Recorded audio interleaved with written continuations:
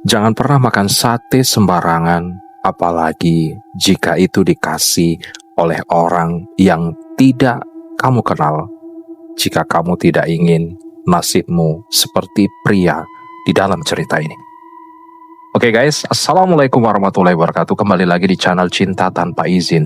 Hari ini kita akan membawakan lagi sebuah kisah yang cukup menyeramkan. Kisah ini dialami oleh seorang pemuda bernama Rafli yang tidak puas dengan kehidupannya, tidak mensyukuri rezeki yang diberikan oleh Tuhan. Hingga akhirnya dia mencari jalan pintas dengan melakukan pesugihan. Awalnya nasib kekayaan melimpah padanya, hingga suatu hari sesuatu harus dibayar dan membuat dirinya menyesal seumur hidup. Penasaran dengan ceritanya? Oke guys, tanpa basa-basi kita langsung ceritanya. Hujan turun dengan derasnya yang jarang sekali ada. Tetesan air seperti butiran batu yang menabrak atap seng rumah Rafli hingga berbunyi dek-dek-dek yang menyebalkan. Angin berhembus kencang, memutar daun-daun kering yang tergeletak di lorong sempit di depan rumah, membuat bunyi krem-krem yang seolah-olah ada orang yang berjalan menyelinap. Di teras yang sempit, hanya cukup untuk satu kursi bambu yang kusam dan meja kecil dari kayu jati tua. Rafli duduk dengan badannya membungkuk. Kedua tangan memegang gelas teh hangat yang sudah mulai dingin. Dia adalah penjual es buah yang bekerja di pasar dekat tempat tinggalnya. Tapi belakangan ini, pelanggan semakin sedikit dan uang yang masuk tidak pernah cukup untuk menutupi kebutuhan sehari-hari. Rafli berusia 32 tahun. Rambutnya sudah mulai ada yang putih di bagian alis, dan wajahnya penuh dengan garis-garis kelelahan yang terlihat jelas meskipun hanya diterangi oleh cahaya lampu neon yang redup dari rumah tetangga. Badannya yang tadinya tegap karena sering mengangkat keranjang es buah, sekarang terasa lelah dan lemah sepanjang hari. Dia melihat ke dalam rumah melalui pintu kayu yang terbuka sedikit, di mana istrinya, Lira, tidur di kasur yang sempit di kamar dalam. Cahaya lilin yang menyala di atas meja rias membuat bayangan wajah Lira tampak pucat dan cekung, bahkan saat dia tertidur. Dia tahu istrinya tidak bisa tidur dengan tenang, karena mereka sudah beberapa hari tidak bisa membayar tagihan listrik dan sewa rumah yang sudah lewat batas waktu. Pemilik rumah sudah datang 2 kali minggu lalu, dengan nada yang tegas meminta mereka membayar atau keluar dari rumah dalam seminggu ke depan. "Kenapa ya, Raf?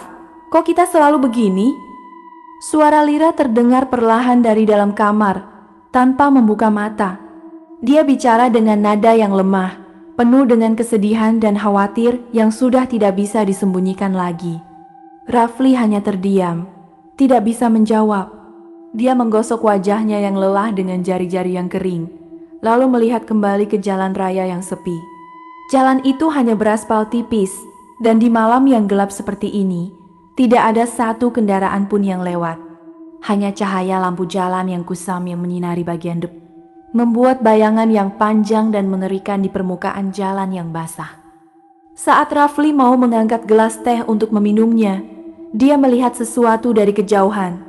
Ada cahaya senter yang menyala perlahan, bergerak perlahan-lahan menuju arah rumahnya.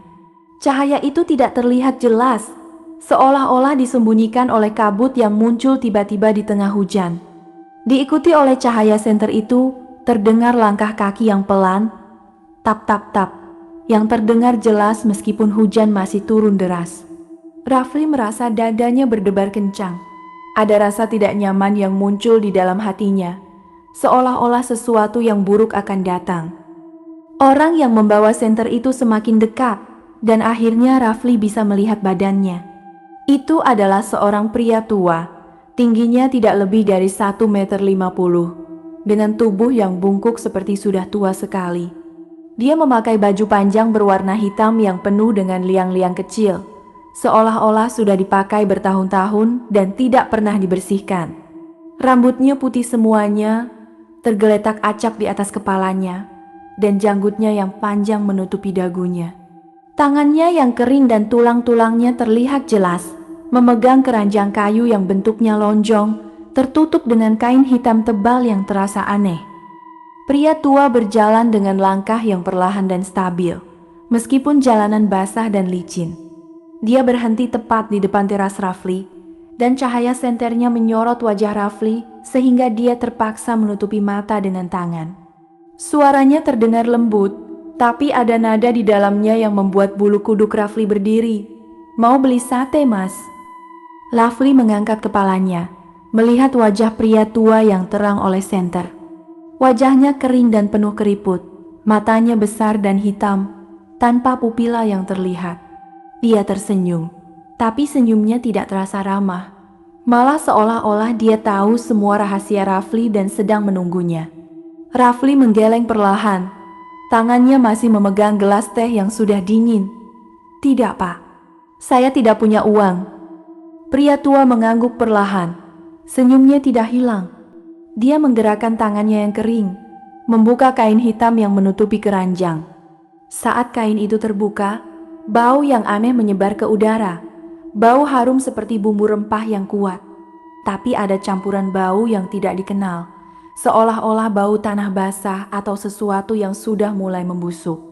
Di dalam keranjang, ada banyak tusuk sate yang disusun rapi, tapi warnanya tidak seperti sate biasanya. Sate itu berwarna hitam kehitaman, seperti dicelupkan ke dalam tinta, dan tusuknya terbuat dari kayu yang hitam dan kusam. Di atas tumpukan sate itu, ada seekor burung gagak yang diam, badannya hitam sempurna, matanya besar dan kuning yang memandang Rafli dengan tatapan yang tajam dan jahat. Burung itu tidak bergerak sama sekali, seolah-olah sedang menunggu sesuatu. Rafli merasa tubuhnya tiba-tiba merinding. Rasa dingin yang menyebar dari kepala hingga kaki. Dia melihat burung gagak itu, lalu kembali ke wajah pria tua yang masih tersenyum. "Burung gagak itu apa?" tanya Rafli dengan suara yang sedikit serak. Pria tua menggerakkan kepalanya, menunjuk ke burung gagak dengan jari yang kering. "Dia yang menyaksikan perjanjian kita, Mas. Dia yang akan memastikan kita kedua menepati janji." Dia melihat Rafli dengan mata yang hitam, tanpa pupila. "Ambil saja sate ini, Mas. Cukup 1 tusuk saja. Besok pagi, semua masalahmu akan hilang. Tagihanmu akan terbayar, sewa rumahmu akan selesai, dan kamu akan memiliki uang yang cukup untuk kebutuhanmu dan istrimu." Rafli terdengar terkejut. Bagaimana pria tua ini tahu tentang masalahnya? Dia tidak pernah memberitahu siapapun selain Lira tentang kesulitan mereka. Dia melihat ke dalam rumah, di mana Lira masih tidur dengan wajah pucat. Dia berpikir tentang tagihan yang menumpuk, tentang pemilik rumah yang akan mengusir mereka, tentang istri yang selalu khawatir dan tidak pernah bisa bahagia. Dia melihat kembali ke keranjang sate yang hitam, ke bau harum yang aneh, ke burung gagak yang memandangnya tajam. Tanpa sadar, tangannya Rafli tergerak sendiri, menjangkau ke dalam keranjang dan mengambil 1 tusuk sate. Tusuknya terasa dingin di tangannya, dan daging sate itu terasa lembut seperti lembutan. Dia melihat sate itu sejenak, lalu membukakan mulutnya dan memasukkannya ke dalam mulut. Rasanya luar biasa enak. Daging sate itu meleleh di mulutnya, bumbu rempah yang kuat menyebar di lidahnya, dan ada rasa manis yang tidak dikenal yang membuatnya ingin memakan lagi. Tusuk sate itu melewati tenggorokannya dengan lembut, tanpa rasa tersedak sama sekali. Saat dia selesai memakan sate itu, dia merasakan rasa hangat yang menyebar di dalam tubuhnya, seolah-olah semua kelelahan dan kesedihan itu menghilang. Rafli mengangkat kepalanya, ingin berterima kasih pada pria tua dan bertanya lagi tentang sate itu. Tapi apa yang dia lihat membuatnya terkejut dan takut. Pria tua itu sudah tidak ada di depan terasnya. Hanya ada cahaya senter yang terjatuh di jalanan basah dan keranjang kayu yang sudah kosong, tanpa sate dan tanpa burung gagak. Hujan masih turun deras, angin masih berhembus kencang, tapi tidak ada tanda sama sekali bahwa pria tua itu pernah ada di sana. Rafli berdiri dengan cepat, mengintip ke jalan raya yang sepi. Tidak ada orang pun, hanya tetesan hujan yang menyinari cahaya lampu jalan.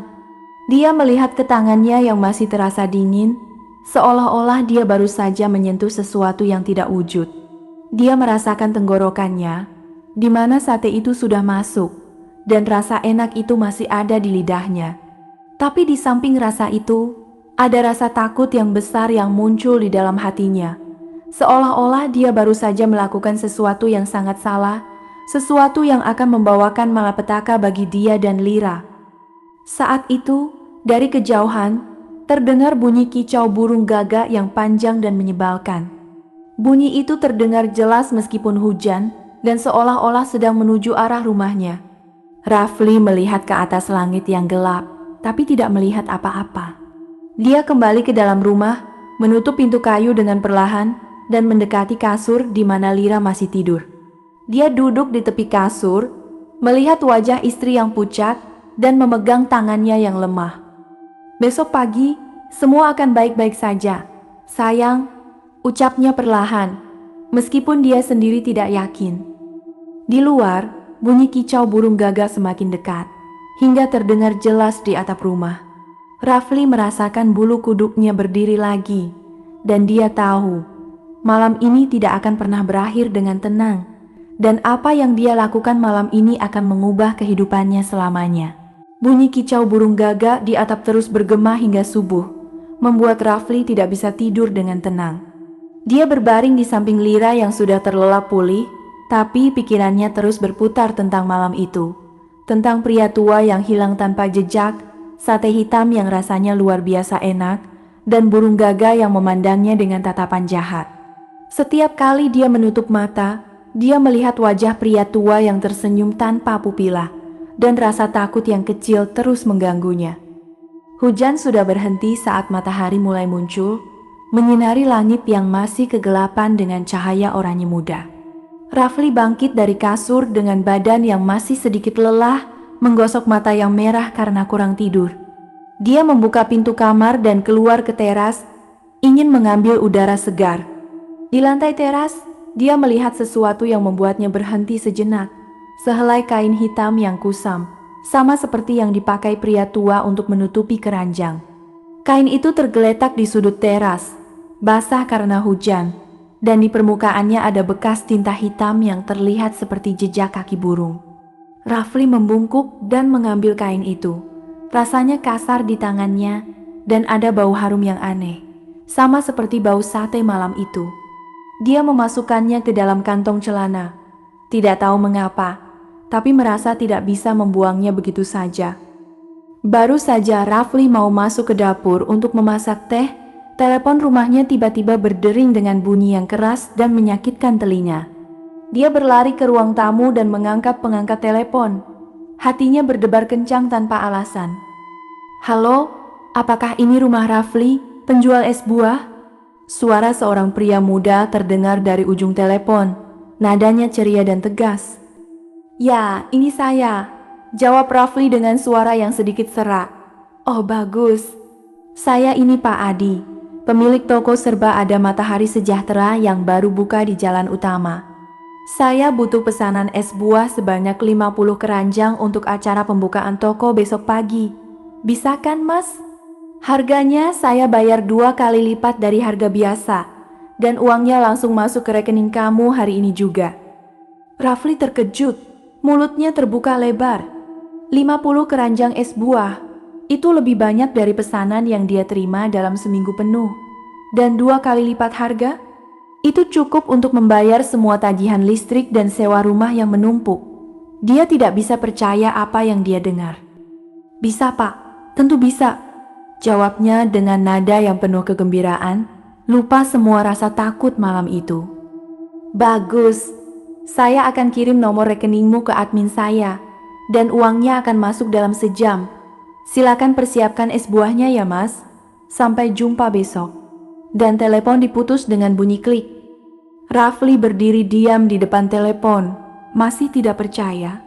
Dia melihat ke arah kamar, di mana Lira baru saja keluar dengan baju tidur yang kusam. Dia berlari ke arah istrinya dan memeluknya dengan kuat, membuat Lira terkejut. "Apa yang terjadi, Raf? Kenapa kamu begitu senang?" tanya Lira dengan senyum kecil. "Lihat ini sayang." Rafli membuka ponselnya yang baru saja menyala dengan notifikasi pesan.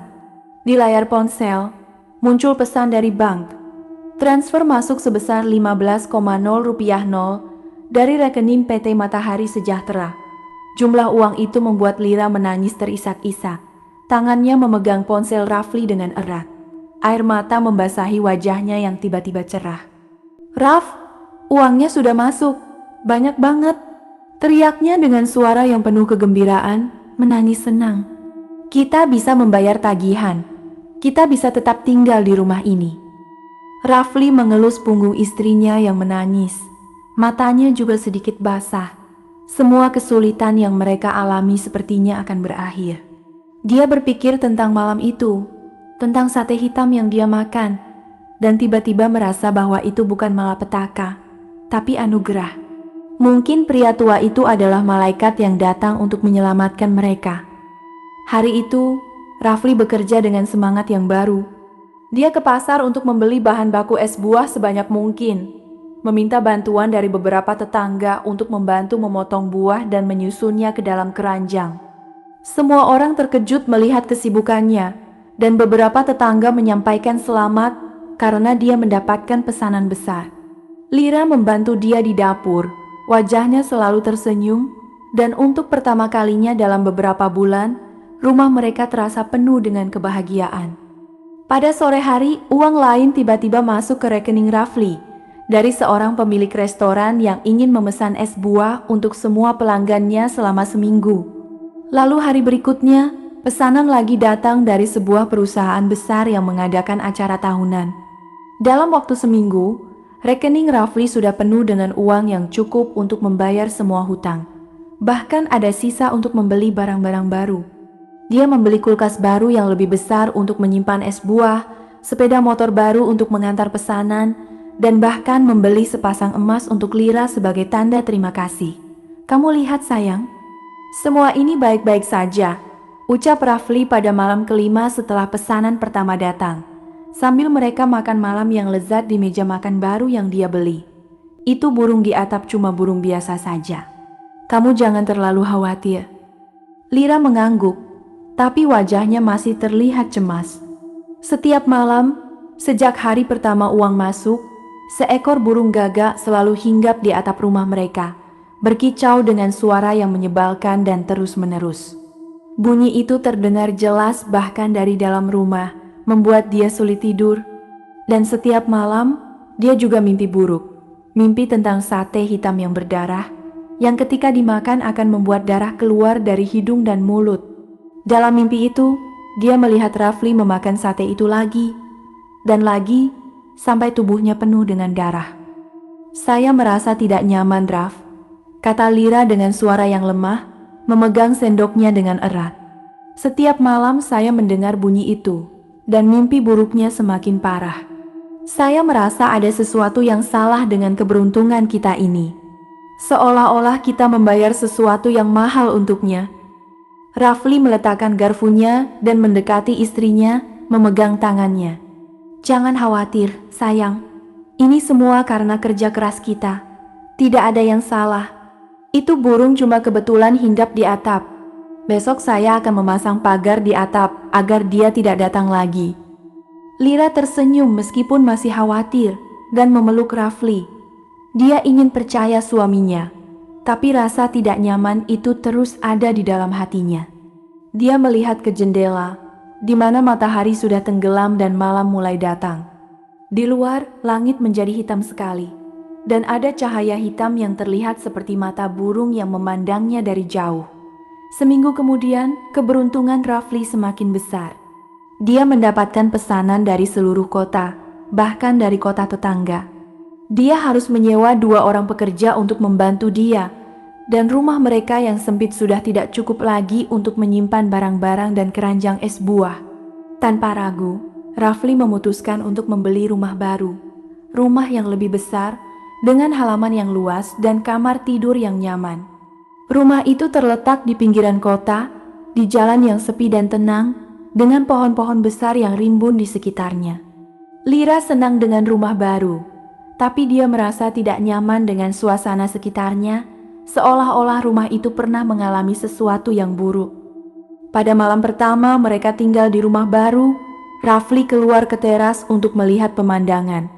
Langit penuh bintang, tapi ada awan hitam yang mendekat, membuat cahaya bintang semakin redup. Dia merasakan angin berhembus lembut, membawa bau daun kering dan tanah basah. Tiba-tiba, dia mendengar bunyi yang sudah dia kenal, kicau burung gagak. Dia melihat ke atas pohon yang besar di depan rumah, dan ada seekor burung gagak yang hinggap di dahan atas. Matanya kuning yang memandangnya dengan tatapan yang sama seperti malam itu. Rafli merasa tubuhnya merinding, tapi dia berusaha tidak peduli. Mungkin burung itu mengikuti dia ke rumah baru. Malam itu, Rafli mau mandi sebelum tidur. Dia masuk ke kamar mandi yang luas, menutup pintu dan membuka keran air hangat. Dia berdiri di bawah pancuran air, membiarkan air menyiram tubuhnya yang lelah. Saat dia mau mengambil sabun dari rak, dia melihat cermin di dinding kamar mandi. Di cermin, dia melihat dirinya sendiri. Tapi di baliknya, ada bayangan seseorang yang memakai baju hitam penuh liang. Bayangan itu berdiri diam, tanpa bergerak, seolah-olah menunggu. Rafli terkejut, jantungnya berdebar kencang. Dia menoleh dengan cepat, tapi di belakangnya tidak ada orang pun, hanya dinding kamar mandi yang kosong dan kering. Dia melihat kembali ke cermin. Bayangan itu sudah hilang. Dia menggosok matanya, berpikir bahwa itu hanya hayalan karena dia lelah. Tapi saat dia mau keluar dari kamar mandi, dia melihat sesuatu di lantai. Sehelai bulu burung gagak yang hitam dan lembut, tepat di depan pintu. Dia membungkuk dan mengambil bulu itu. Rasanya lembut di tangannya. Dia melihat ke jendela kamar mandi yang terbuka sedikit dan melihat seekor burung gagak yang terbang menjauh dari rumah. Tapi di dalam hatinya, dia tahu itu bukan burung biasa. Dan bayangan yang dia lihat di cermin itu juga bukan hayalan. Malam itu, Rafli tidak bisa tidur. Dia berbaring di samping Lira yang sudah terlelap, mendengar bunyi kicau burung gagak yang terus bergema dari pohon depan rumah. Dia berpikir tentang keberuntungan yang tiba-tiba datang, tentang sate hitam yang dia makan malam itu, dan tentang pria tua yang hilang tanpa jejak. Semakin dia berpikir, semakin besar rasa takutnya. Seolah-olah kebahagiaan mereka ini hanyalah awal dari sesuatu yang sangat buruk. Saat jam menunjukkan tengah malam, Rafli bangkit dari kasur dan keluar ke ruang tamu. Dia ingin minum air dingin untuk menenangkan diri. Di ruang tamu, ada cermin besar yang dipasang di dinding, menghadap ke pintu masuk. Rafli berjalan menuju lemari es, dan sambil mengambil botol air, dia melihat cermin. Di dalam cermin, dia melihat dirinya sendiri. Tapi di belakangnya, ada bayangan pria tua yang memakai baju hitam, senyumnya tanpa pupila, dan di tangannya dia memegang keranjang kayu yang penuh dengan sate hitam. Rafli menoleh dengan cepat, hatinya berdebar sampai mau meledak, tapi di belakangnya hanyalah dinding yang kosong. Dia melihat kembali ke cermin. Bayangan itu masih ada, dan kali ini pria tua itu mengangkat tangannya dan menunjuk ke mulut Rafli. Rafli membuka mulutnya, merasa tenggorokannya terasa kering. Dia menyentuh mulutnya dengan jari, dan ketika dia melihat jarinya, ada bekas tinta hitam yang terlihat seperti darah. Dia terkejut, menjerit sedikit, dan suara itu membangunkan Lira yang tidur di kamar. "Raf, apa yang terjadi?" tanya Lira dengan suara yang ketakutan, muncul di pintu ruang tamu. Rafli melihat ke cermin sekali lagi, bayangan pria tua sudah hilang. Dia melihat ke jarinya, bekas tinta hitam juga sudah hilang. Dia memutar kepalanya, bingung dan takut. Apa yang sebenarnya terjadi? Apakah dia sedang gila? "Tidak apa-apa sayang," jawabnya dengan suara yang lemah, memegang bahu Lira. "Hanya hayalan saja." Tapi di dalam hatinya, Rafli tahu bahwa itu bukan hayalan. Dan dia merasa bahwa keberuntungan yang dia dapatkan itu hanyalah awal dari kutukan yang akan mengubah kehidupannya selamanya. Di luar, bunyi kicau burung gagak semakin keras, seolah-olah sedang bersuka cita. Setelah malam yang melihat bayangan pria tua di cermin, Rafli merasa tubuhnya selalu lelah dan kepalanya sering pusing. Dia coba menyembunyikan perasaannya dari Lira, tapi istrinya tidak bodoh. Dia melihat wajah Rafli yang semakin pucat, dan seringkali dia melihatnya berdiri di depan cermin, memandang dirinya sendiri dengan tatapan bingung. Setiap malam, burung gagak di pohon depan rumah semakin banyak. Dari 1 menjadi 5, lalu 10, dan bunyi kicau mereka semakin keras, seolah-olah sedang menunggu sesuatu yang besar akan terjadi. Malam ketiga setelah pindah rumah, angin berhembus kencang lagi, membawa bau daun kering dan sesuatu yang tidak dikenal. Bau yang sama seperti bau sate hitam malam itu. Rafli terbangun di tengah malam karena rasa lapar yang luar biasa, yang membuat perutnya berdebar dan lidahnya menguning. Rasa lapar itu tidak seperti biasa. Bukan rasa lapar karena tidak makan, tapi rasa keinginan yang kuat untuk sesuatu yang dia tidak kenal. Sesuatu yang hanya bisa dipenuhi dengan satu hal. Dia berbaring di samping Lira yang terlelap. Matanya terbuka lebar, tidak bisa tidur lagi. Rasa keinginan itu semakin kuat, membuat dia tidak bisa menahan diri. Tanpa membangunkan istrinya, Rafli bangkit dari kasur dengan hati yang berdebar kencang, membuka pintu kamar dengan suara yang sangat kecil. Dia berjalan menuruni tangga kayu yang menggereng, menuju lantai dasar di mana dapur berada. Cahaya di rumah sudah padam semua, hanya cahaya bulan yang redup yang masuk melalui jendela, membuat bayangan yang panjang dan mengerikan di lantai. Saat Rafli memasuki dapur, dia terkejut sampai hampir menjerit. Di meja makan yang baru saja dia beli, meja kayu jati yang cerah, sudah dipesan dengan sepiring sate hitam yang sama persis seperti malam itu. Sepiring putih yang biasa dipakai untuk makan, penuh dengan tusuk sate yang hitam kehitaman, dan di atasnya ada sehelai daun jeruk yang juga berwarna hitam. Di samping piring, ada gelas air putih yang penuh, dan di atas meja ada jejak kaki burung yang kecil dan hitam. Bau harum yang aneh menyebar di seluruh dapur, semakin kuat ketika dia mendekat, membuat lidahnya semakin menguning dan rasa keinginannya semakin besar. Rafli berdiri diam di depan meja, kakinya seperti terasa beku. Dia tahu bahwa ini salah, bahwa sate ini bukan sesuatu yang seharusnya dia makan lagi. Tapi tubuhnya seolah-olah tidak bisa diatur, tangannya tergerak sendiri menuju piring. Dia membungkuk dan mengambil satu tusuk sate, rasanya dingin di tangannya, dan dagingnya terasa lembut seperti sebelumnya. Dia melihat sate itu sejenak, melihat warna hitam yang pekat, dan ingat tentang pria tua yang hilang tanpa jejak. Tapi rasa lapar itu terlalu kuat, membuat dia tidak bisa berpikir lagi. Dia membukakan mulutnya dan memasukkan tusuk sate itu ke dalam mulut. Rasanya masih luar biasa enak. Bumbu rempah yang kuat, rasa manis yang tidak dikenal, dan daging yang meleleh di lidahnya. Dia menelan sate itu dengan mudah.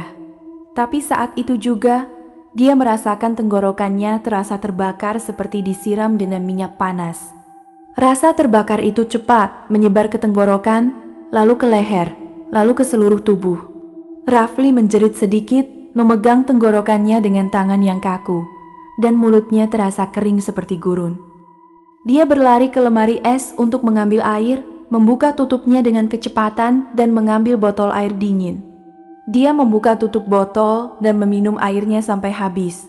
Tapi rasa terbakar itu tidak hilang, malah semakin parah, membuat dia merasa seperti tubuhnya terbakar dari dalam. Dia menjerit lagi, suaranya tercekik, dan jatuh ke lantai dapur dengan badan yang bergetar. Saat Rafli berusaha berdiri, dia melihat cermin yang dipasang di dinding dapur, tepat di depan lemari es. Dia melihat wajahnya yang terlihat jelas di cermin. Dan apa yang dia lihat membuatnya terkejut sampai tidak bisa berbicara. Wajahnya yang biasanya cerah sekarang memerah sekali, seperti sedang demam tinggi, dan matanya menjadi merah kemerahan, tanpa pupila yang terlihat. Di lehernya, muncul bintik-bintik hitam yang kecil dan padat, mirip bulu burung gagak yang baru mulai tumbuh. Bintik-bintik itu semakin banyak, menyebar ke pipinya dan dahinya, membuat wajahnya terlihat mengerikan. "Lira, tolong saya!" teriak Rafli dengan suara yang serak dan tercekik, menangis ketakutan. Suara jeritannya membangunkan Lira yang tidur di kamar atas. Dia bangkit dengan cepat, memakai baju tidur yang kusam, dan berlari menuruni tangga dengan kecepatan. Saat dia memasuki dapur, dia melihat Rafli yang duduk di lantai, memegang lehernya dengan tangan, dan wajahnya yang terlihat aneh dan mengerikan. Dia menangis terisak-isak, tubuhnya bergetar, dan tidak bisa percaya apa yang dia lihat. "Raf, apa yang terjadi padamu? Kamu terlihat aneh," teriaknya dengan suara yang penuh kesedihan dan ketakutan, mendekati suaminya dengan hati yang berdebar kencang. Dia membungkuk dan ingin menyentuh wajah Rafli, tapi Rafli mundur dengan cepat, takut menyentuh istrinya.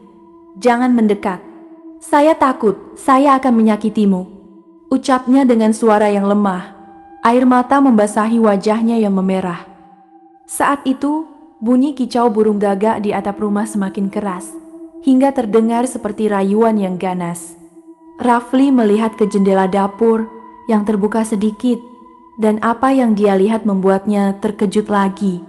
Ada puluhan burung gagak yang hinggap di atap dan di dahan pohon depan rumah.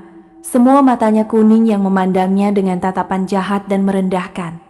Beberapa di antaranya membuka paruhnya, seolah-olah siap menerbangkan diri dan menyerang.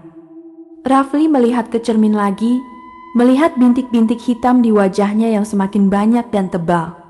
Dia menyentuh bintik-bintik itu dengan jari dan merasakan bahwa itu adalah bulu burung gagak yang baru mulai tumbuh. Dia menangis lagi, menyadari apa yang sebenarnya terjadi. Semua keberuntungan yang dia dapatkan itu bukan anugerah, itu adalah pesugihan. Dan setiap gigitan sate yang dia makan bukan hanya memberi dia uang, tapi juga mengambil bagian dari jiwanya, menggantinya dengan bagian dari burung gagak.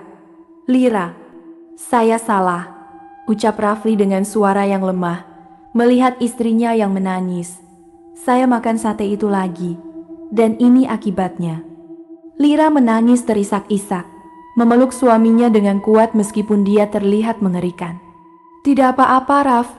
Kita akan mencari cara untuk mengobati ini. Kita akan ke dokter, ke dukun, siapa saja yang bisa membantu."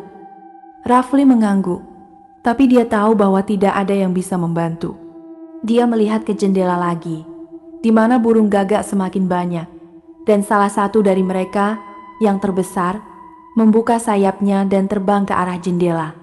Rafli mendengar bunyi ketuk-ketuk di kaca jendela, seolah-olah burung itu ingin masuk.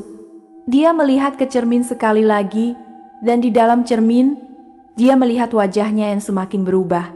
Bulu burung semakin banyak, matanya semakin merah, dan paruh kecil mulai muncul di bibirnya. Saat itu, telepon rumahnya tiba-tiba berdering dengan bunyi yang keras, membuat kedua orang itu terkejut. Rafli berusaha berdiri, tubuhnya masih bergetar, dan mengangkat pengangkat telepon.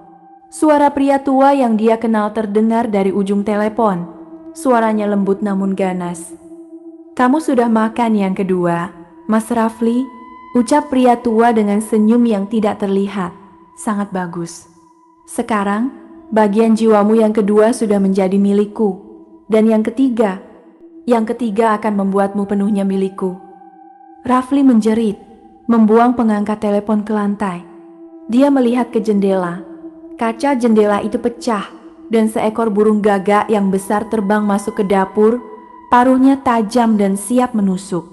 Lira menjerit dan menyembunyikan diri di balik meja. Sementara burung gagak itu terbang ke arah Rafli, matanya kuning yang memandangnya dengan tatapan jahat. Rafli mencoba berlari, tapi tubuhnya terasa berat dan lambat. Burung gagak itu mengejarnya di sekitar dapur, membuat benda-benda terjatuh dan pecah. Saat Rafli berhenti di depan cermin, dia melihat wajahnya yang sudah berubah banyak. Bulu burung menutupi sebagian wajahnya, matanya menjadi bulat dan merah, dan paruhnya semakin jelas. Dia menyadari bahwa dia sedang berubah menjadi burung gagak, dan tidak ada yang bisa menghentikannya.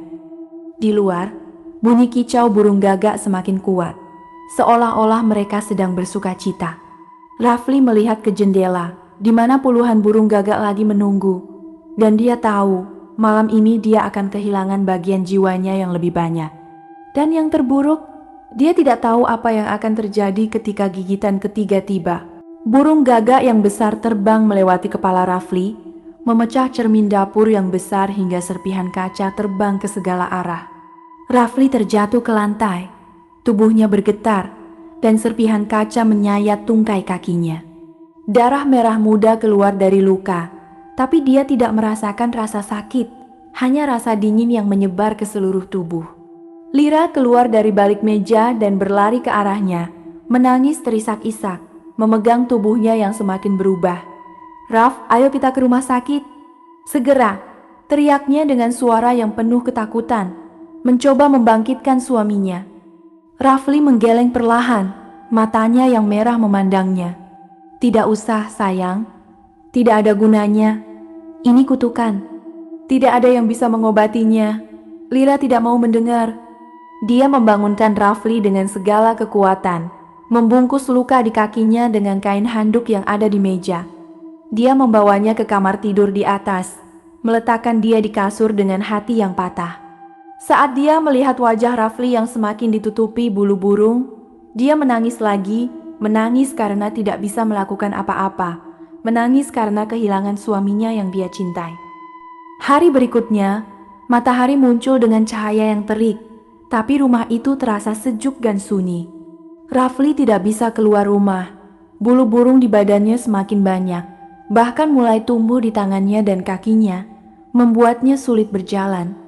Dia duduk di kursi di teras kamar, melihat keluar ke pohon depan rumah yang penuh dengan burung gagak. Mereka hinggap di dahan-dahan dengan matanya yang kuning, memandangnya sepanjang hari, seolah-olah menunggu waktunya. Tubuhnya semakin ringan, seolah-olah ada kekuatan yang menariknya ke atas, membuat dia merasa seperti mau terbang kapan saja. Lira tidak berhenti mencari bantuan. Pagi itu, dia pergi ke rumah dukun yang terkenal di pinggiran kota. Seorang wanita tua yang disebut Mbah Siti.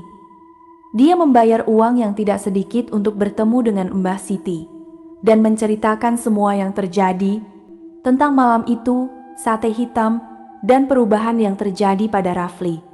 Mbah Siti mendengarnya dengan tenang. Matanya yang tua memandangnya dengan tatapan yang mendalam. "Kutukan ini tidak bisa dibatalkan, Nak," ucap Mbah Siti dengan suara yang lemah. "Itu adalah pesugihan yang dibayar dengan jiwa.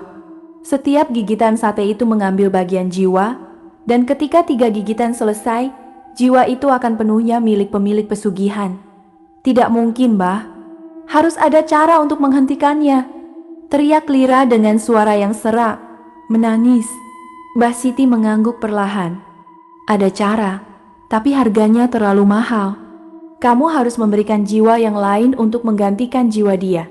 Tapi apakah kamu bersedia?" Lira terdengar terkejut. Dia tidak bisa membunuh orang lain untuk menyelamatkan Rafli. Dia menggeleng, menangis lagi, dan keluar dari rumah Mbah Siti tanpa berkata apa-apa. Siang itu, dia pergi ke rumah sakit terbesar di kota, mencari bantuan dari dokter. Dokter memeriksa Rafli yang dibawa Lira dengan ambulans, tapi tidak menemukan apa-apa yang salah dengan tubuhnya. Tidak ada penyakit, tidak ada infeksi. Hanya bulu burung yang tumbuh di badannya yang tidak bisa dijelaskan oleh ilmu kedokteran. "Maaf, Nyonya," ucap dokter dengan nada yang sedih. "Kami tidak bisa membantu. Ini bukan masalah kesehatan yang bisa kita obati. Mungkin kamu harus mencari bantuan dari orang yang mengerti hal-hal gaib." Lira merasa harapannya hilang sepenuhnya. Dia membawa Rafli kembali ke rumah, meletakkan dia di kasur, dan duduk di sampingnya sepanjang hari. Dia berbicara dengan suaminya, menceritakan kenangan masa muda mereka, mendoakan agar ada cara untuk menyelamatkannya. Rafli hanya mendengarnya dengan tenang, matanya yang merah memandangnya dengan cinta, meskipun tubuhnya semakin berubah. Malam itu, angin berhembus lagi, membawa bau sate hitam yang aneh. Burung gagak di atap rumah turun ke dalam rumah, berkeliaran di ruang tamu dengan langkah yang pelan. Mereka tidak menyerang, hanya berdiri diam, memandang ke arah kamar atas di mana Rafli dan Lira berada. Bunyi kicau mereka semakin kuat, seolah-olah menandai tibanya waktunya. Rafli duduk di kursi di ruang tamu. Tubuhnya sudah sebagian ditutupi bulu burung gagak yang pendek. Dia merasa lemah dan lelah, tapi dia tidak mau Lira melihatnya sedemikian rupa. Lira duduk di sampingnya, memegang tangannya yang sudah ditutupi bulu, menangis perlahan. "Sayang, aku tidak mau kamu pergi," ucap Lira dengan suara yang lemah. Rafli memegang tangannya dengan erat. "Aku juga tidak mau pergi, sayang. Tapi ini adalah nasibku. Aku minta maaf karena menyebarkan kutukan ini kemu."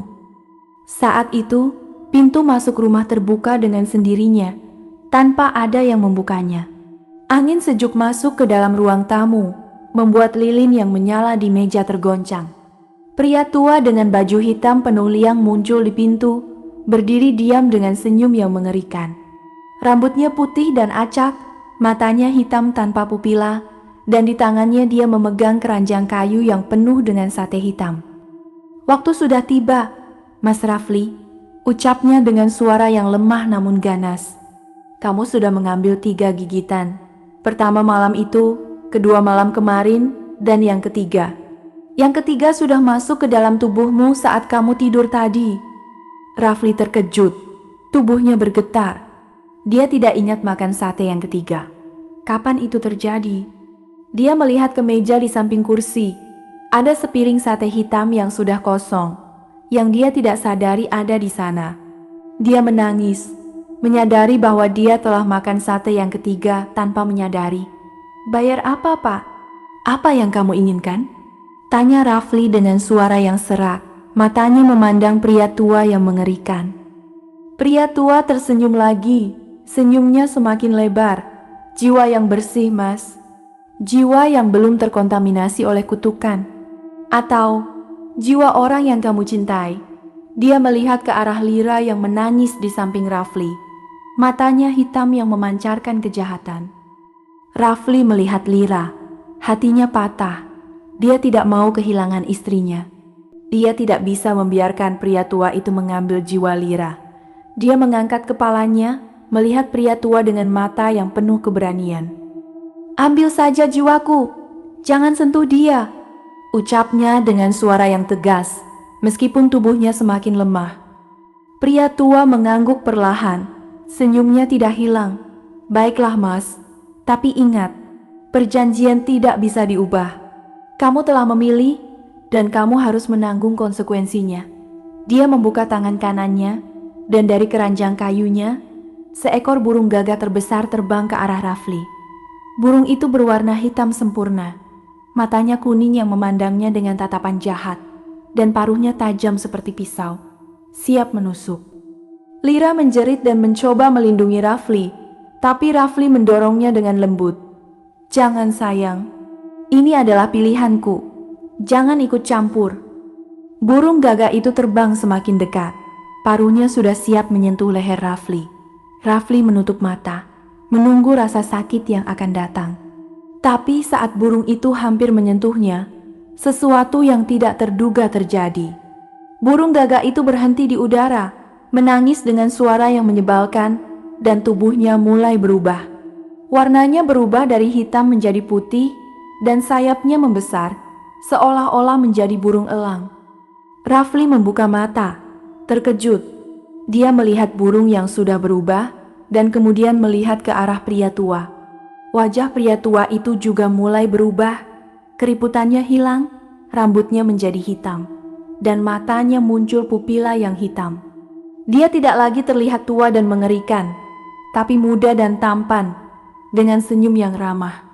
"Apa yang terjadi?" tanya Rafli dengan suara yang bingung. Pria tua tersenyum, tapi kali ini senyumnya terasa ramah. "Kamu telah memilih dengan benar, Mas Rafli. Kamu memilih menyelamatkan orang yang kamu cintai daripada menyelamatkan dirimu sendiri. Itu adalah jawaban yang aku cari." Dia mengangkat tangan, dan burung yang sudah berubah menjadi elang terbang ke arahnya, hinggap di tangannya. Tapi sebelum Rafli bisa bertanya lagi, pria tua itu melihat ke arah pintu, matanya menjadi serius. "Tapi ada yang lain yang ikut dalam perjanjian ini, Mas. Dan dia tidak senang dengan pilihanmu." Saat itu, Lira yang berdiri di samping Rafli tiba-tiba menangis dengan suara yang ganas. Dia memegang kepalanya dengan tangan, dan wajahnya mulai berubah. Kulitnya menjadi kusam, matanya menjadi hitam tanpa pupila, dan di mulutnya muncul paruh yang kecil. Rafli terkejut sampai tidak bisa berbicara, melihat istrinya yang dia cintai berubah menjadi sesuatu yang mengerikan. "Kamu seharusnya memilih jiwaku, Raf," teriak Lira dengan suara yang tidak lagi miliknya. "Aku sudah menunggu lama untuk ini." Rafli melihat ke arah pria tua yang berdiri diam dengan tatapan serius. Dia tidak mengerti apa yang sebenarnya terjadi. Siapa Lira sebenarnya? Dan apa yang dimaksud dengan yang ikut dalam perjanjian?